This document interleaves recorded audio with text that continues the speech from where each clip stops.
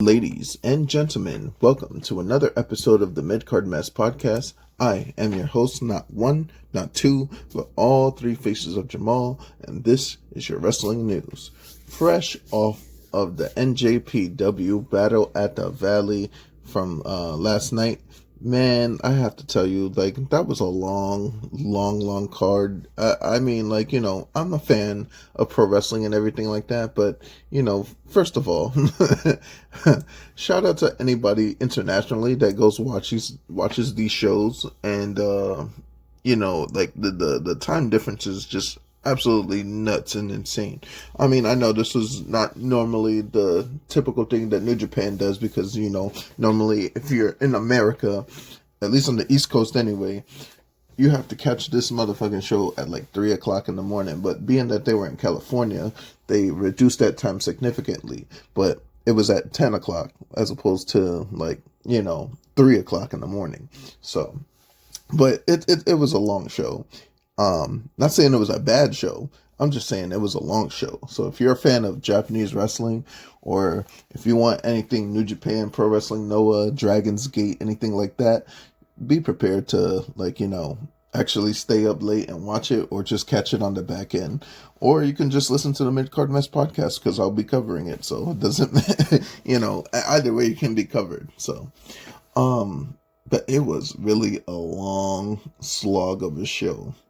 But at the same token, again, with Sumi Sakai's retirement, the matchup between Desperado and Taji Ishimori, even the Gabe Kidd Tamahiro Ishii match, Konosuke Teshikata defending his belt from the Never Openweight Championship against Kushida. Like, those matches were just top tier, good, solid, professional wrestling at its finest. So, all right, so I'm going to be talking about Battle at the Valley, and I'm also going to give you the results of AEW Collision. So, being that Collision was the first show that, it happened at 8 o'clock here, Eastern Time, I'm going to be quickly glossing over AEW Collision and then going straight to the main event at Battle at the Valley. So, as you know, Collision happened in Athens, Georgia, so they're coming off of the backs of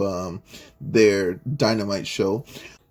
Anybody that you really don't see on AEW Dynamite, you're probably going to see on Collision. So that's just a little tidbit insider kind of thing. If you are watching AEW Dynamite and you don't see certain stars, you might want to watch Collision to see those same stars actually wrestle type stuff.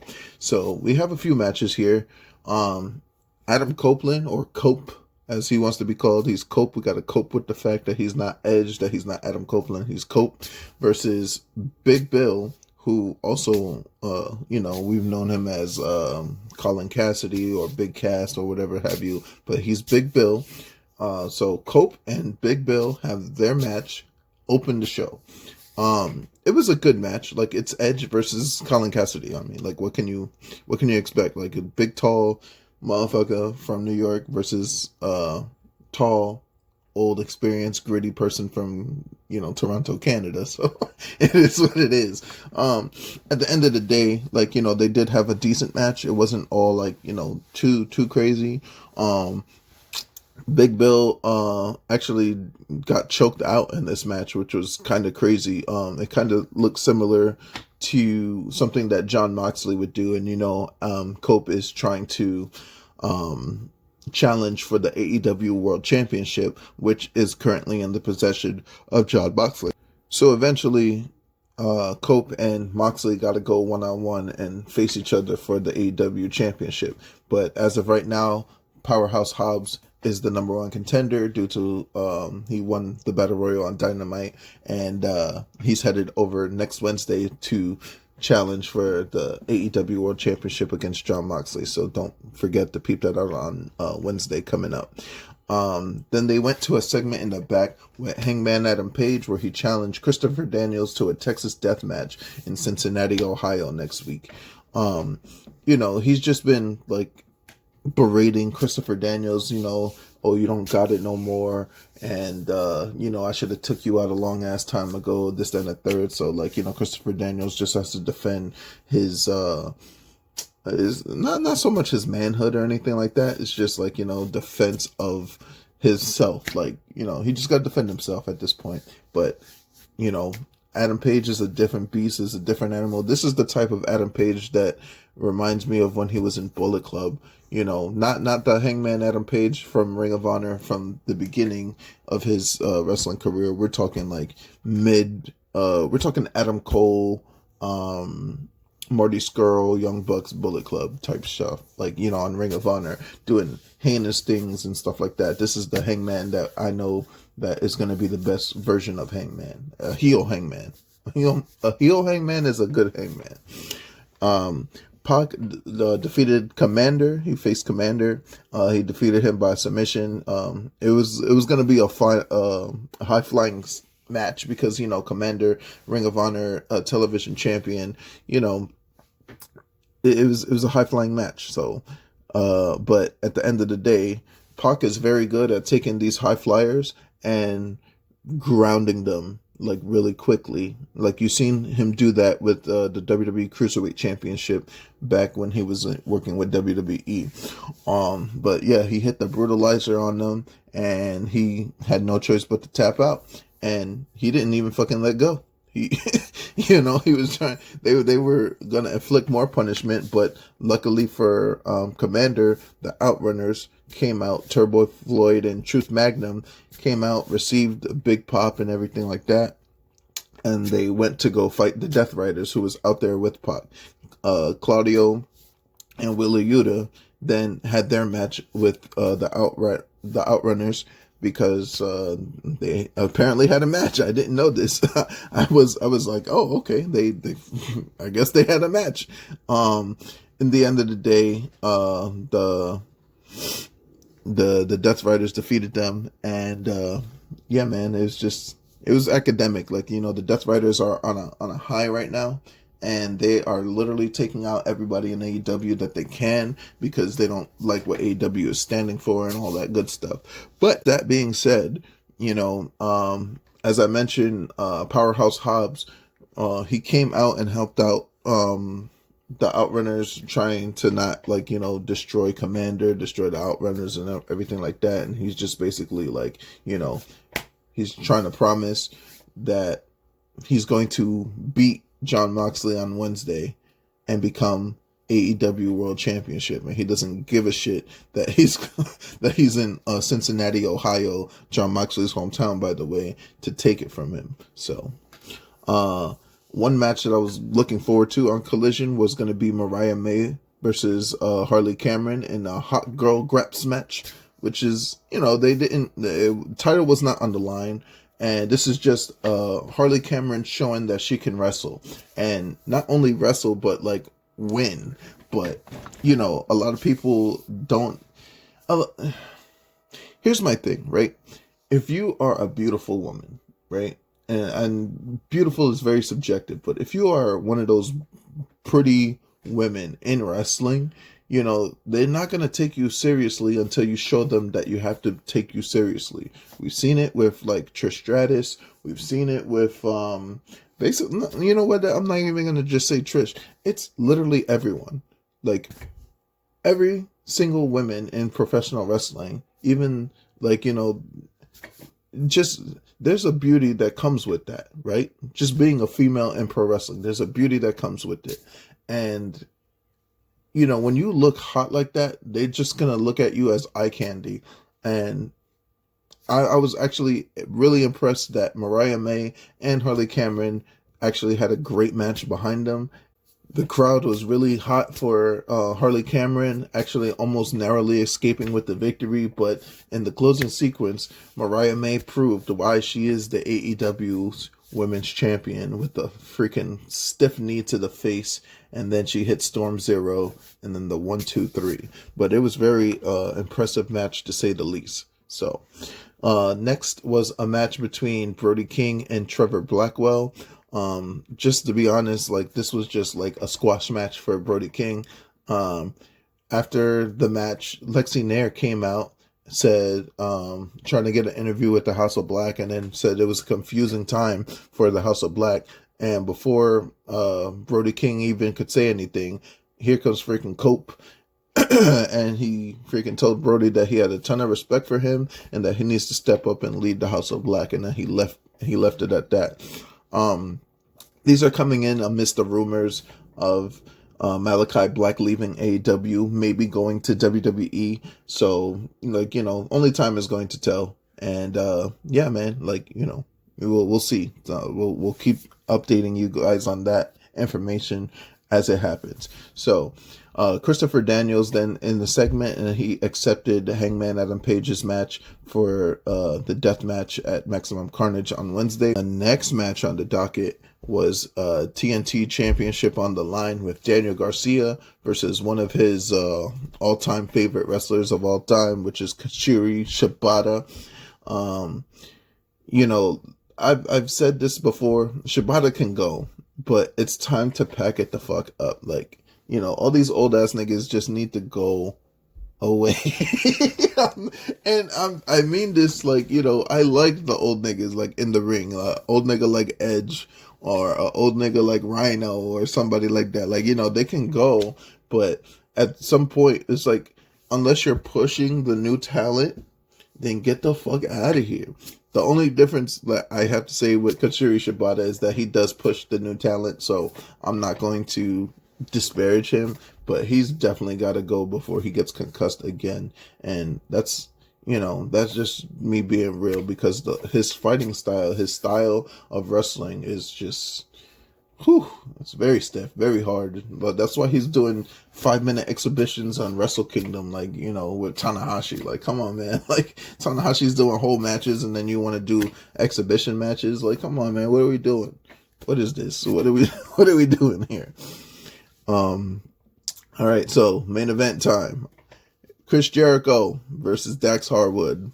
FTR, rated FTR versus the Learning Tree. And Chris Jericho defeats Dax Harwood. He he hit him with the Judas Effect for the win. He did some shit with the belt, with the Ring of Honor belt. They really kind of botched that whole setup, but I don't want to say botch, because, like, they did what they could. Jericho's just getting old, and this goes back to what I was saying about Shibata. You're pushing new talent, but are you really? Because Jericho's the Ring of Honor World Champion. What the fuck are we doing? It is 2025, bro. Hang it up. Back it up. Oh, man. After the match, after Jericho beats Dax Harwood, all hell broke loose after the Learning Tree, rated FTR, and the Death Riders with the Outrunners all hit the ring, and there was just a big ass brawl. Jon Moxley came into the ring and tried to he did hit Adam Copeland with the chair, and then he tried to set up a concerto, but Powerhouse Hobbs came, and freaking the Death Riders left the ring running, leaving the challenger to fucking beat up Claudio Castagnoli and Wheeler Yuta. And then he puts Wheeler Yuta through the announce desk, and then that closes the show. I mean, AEW picking up that momentum. They are definitely trying to be their own them, and that's all I can ask of AEW. You know what I'm saying? They just have to be their own them. Don't try to be anything that they're not. Don't be TNA, don't be WWE, don't be New Japan, just be AEW, and they will be just fine. So, main event time, Battle at the Valley. Now we're going to get down to the nooks and crannies of why I'm here today. Because this, like I said, was a long slog of a pay-per-view. It aired live on New Japan World. It was also on Triller TV, so if you want to go ahead and go watch those, it was a time. They did have 2 pre-show matches. One of those matches was Zane J versus Viento, which was a Strong Survivor match. Strong Survivor is just basically a small exhibition that they have, like, until, like, they ring the bell. It's like a 5-minute showcase of what these guys could do. Then you had TMDK with Shane Hayes and Bad Dude Tito versus Fred Rosher and Matt Vandegrift. The story of the match is basically Vandegrift walked out on Fred Rosher, leaving him to take the pin from Bad Dude Tito. Vandegrift was booed after the match and hopped on the apron and soaked some of the heat after the match, and just like, he just made sure that roster lost that match. But TMDK is still going strong at the backs of fucking Wrestle Kingdom, so they're still trying to maintain and be the one. So the pre-show ended, and then the first match on the docket we had was the 30-minute beatdown between Tomohiro Ishii and Gabe Kidd. They whooped each other's ass for fucking 30 minutes. It was for the Strong Openweight Championship, but they whooped each other's ass for fucking 30 minutes. Just nothing but chops and clotheslines, man. That's all this match was. A bunch of chops and clotheslines. The intensity that these mans had, I mean, you could tell that when the match was winding down, that they were trying to finish the match, but they just couldn't get it done, and they're gonna run it back. After the match, Gabriel Kidd got on the mic and he was just like, "Yo, run this shit back. We're gonna do this shit in Chicago Iron Man match." So, excuse me. Yeah, it's gonna be an Iron Man match in Chicago. Gabe Kidd versus Ishii on April 11th. So April 11th is gonna be around the time they're prepping for like WrestleMania. So they got a long time to build this match, but they have time. Like February, April. That's 2 months. They got 2 months to build this match up. So it is what it is. They don't need the build. Like the time limit draw at 30 minutes. But again, if that didn't tell you that 30-minute draw was the first match of the docket, that was 30 whole minutes, you know that this card is about to go crazy with time. Roppongi Revice versus World Class Wrecking Crew, formerly West Coast Wrecking Crew, with Royce Isaac and Jarrell Nelson, who are the Strong Openweight Tag Team Champions. They put their titles on the line against Roppongi Revice with Yo and Rocky Romero. World Class Wrecking Crew is they're a great heel tag team. They did what they were supposed to do. At the end of the day, they were just too big and too bad for a junior tag team.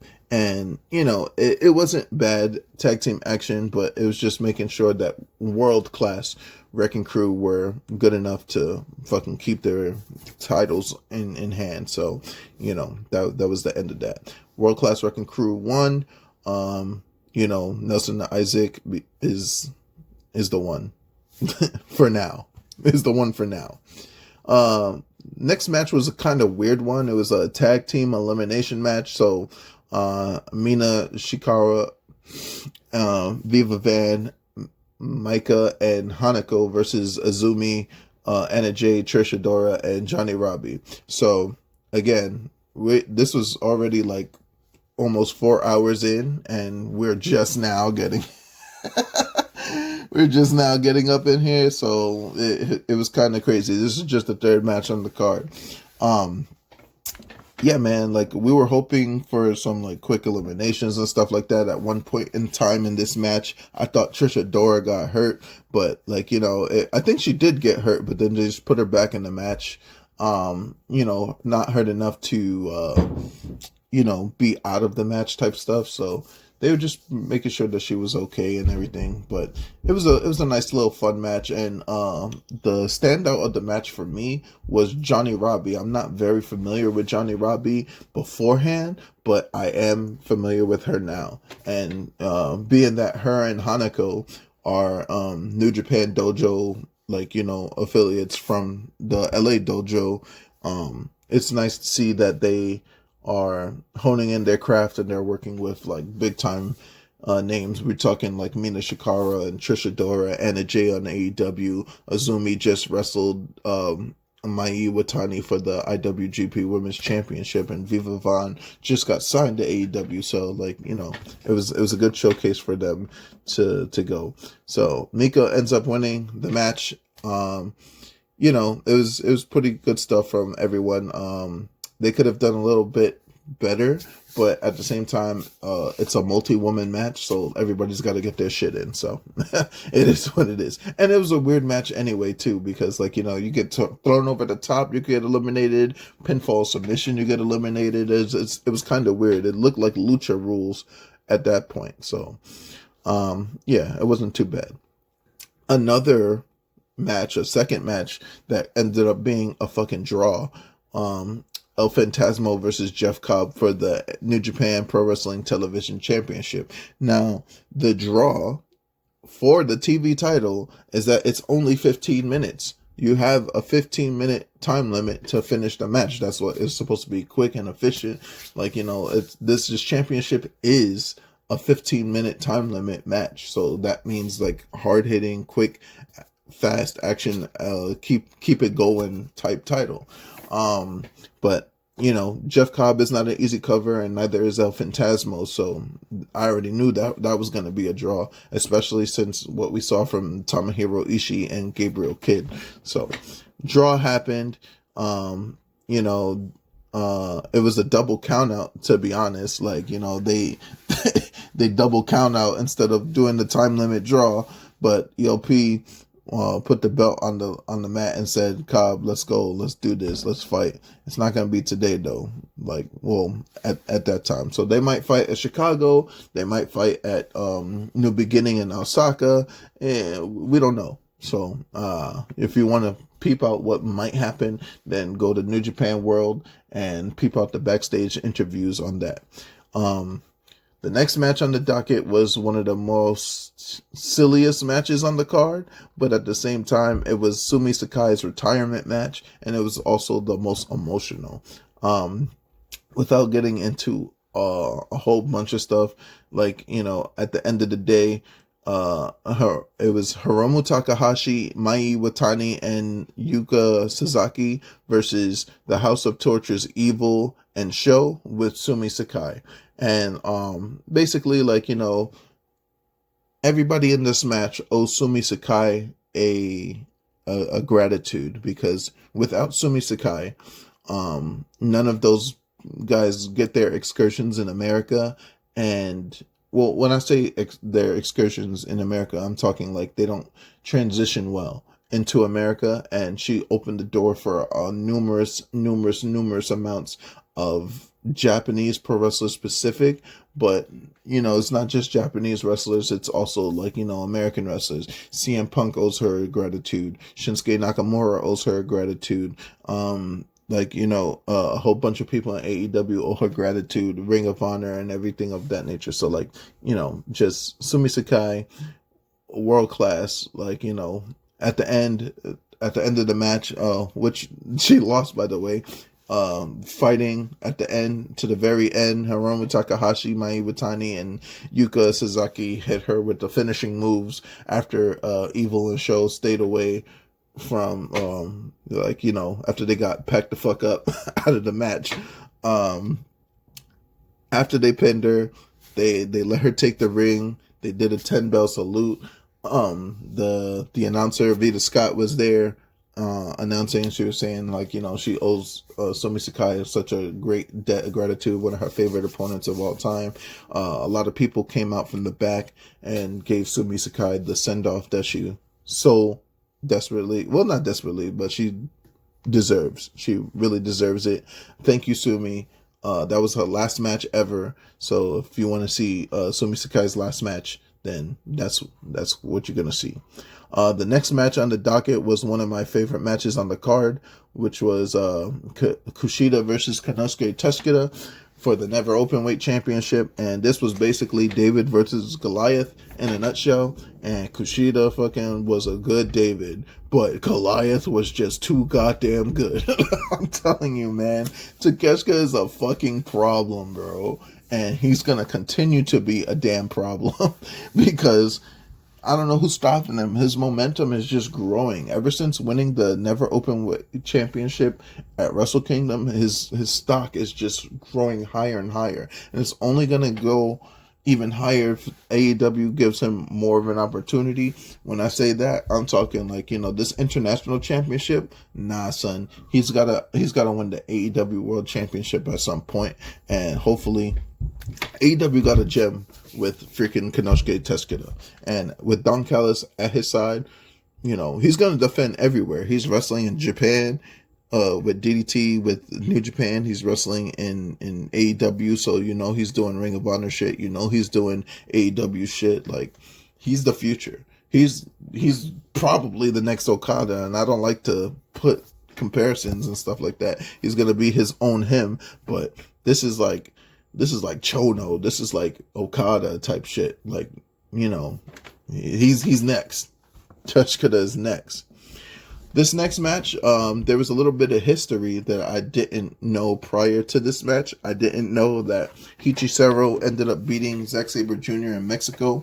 I didn't know that Zack Sabre Jr. already got the victory on him in Rev Pro. So, like, these two have faced each other before, but it was actually Hichisaro's victory over Zack Sabre Jr. that propelled Zack Sabre Jr. to go on the run to become the IWGP Heavyweight Champion.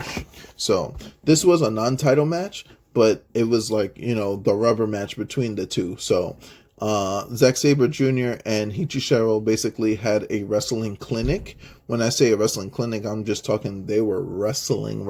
Like, there was not any like bullshit on the side and not like that. They were just wrestling their ass off.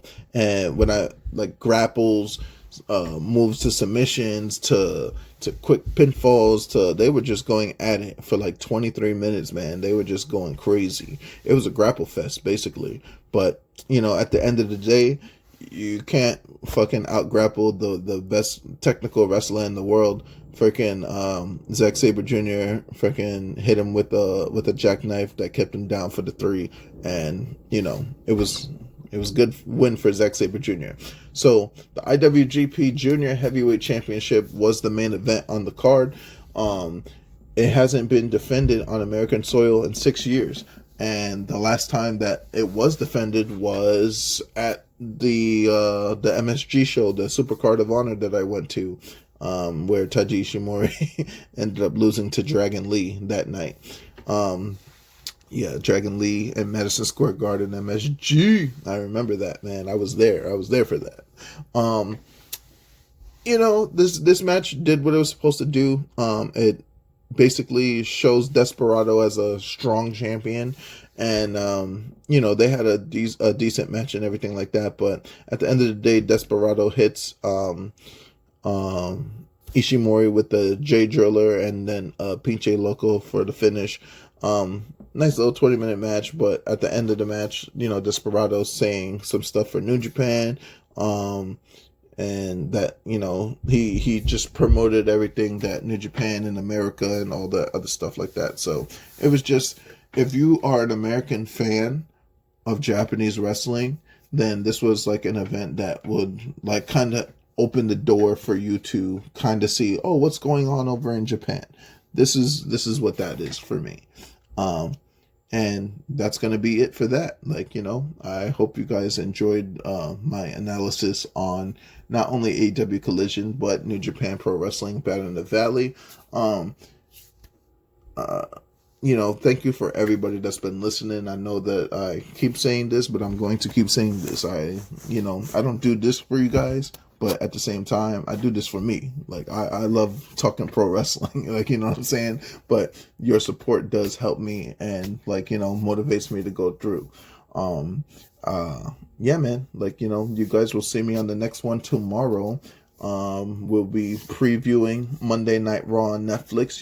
They got an Intercontinental Championship that's on the line with Dakota Kai and Lyra Valkyria. Somebody's going to be the first, and I hope it's it doesn't matter what I hope, but they're going to continue the road to WrestleMania with the Royal Rumble coming up soon. So just be on the lookout for that. And if there's any other breaking news, then I'll be covering it tomorrow as well. So I'll see you guys on the next one, and that's it for that.